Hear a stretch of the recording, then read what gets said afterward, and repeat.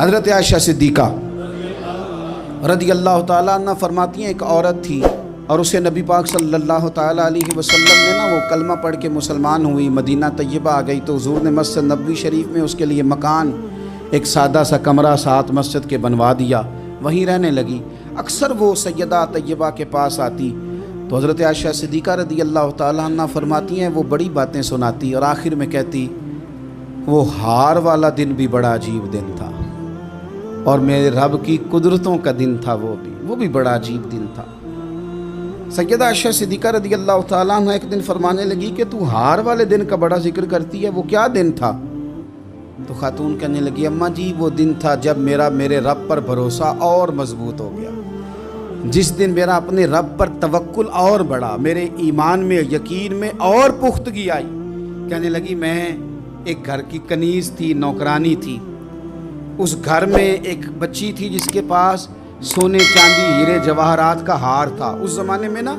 چمڑے کے اوپر لوگ ہیرے جواہرات لگاتے تھے، کئی دفعہ سرخ رنگ کے چمڑے پہ لگائے جاتے تھے، وہ بچی پہنتی تھی تو کہتی ہوں بچی کے اس نے اتار کے رکھا یا اس سے گرا وہ ہار تو چیل اسے اٹھا کے لے گئی گوشت سمجھ کے اور میرے سامنے اٹھا کے لے گئی۔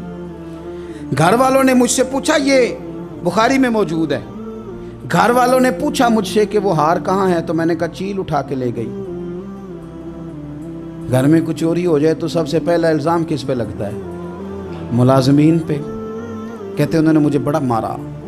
بڑی تکلیف تھی، حتیٰ کہ میری شرمگاہ تک کی تلاشی، میری عزت اتنی خراب کی میں بتا نہیں سکتی۔ میں نے اپنی زندگی میں ایک واقعہ دیکھا، ایک امیر گھر میں چوری ہو گئی، ملازم کو اتنا مارا کہ وہ چارپائی پہ پڑ گیا، پولیس والوں سے اتنی مار پروائی گئی کہ وہ بیچارہ چارپائی پہ پڑ گیا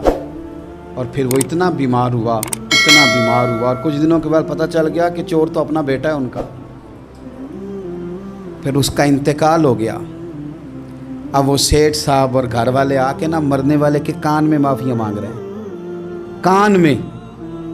تو میں نے ان سے پھر کہا تھا کہ یہ تو اب چلا گیا ہے، تمہارا زور چلتا تھا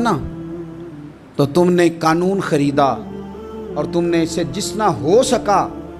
تم نے اسے مار پڑوائی، تمہارے پاس جو عدالتیں تھیں تم نے وہاں کارروائی کی، اب ایک عدالت قیامت کے دن لگے گی۔ یہ کمزور تھا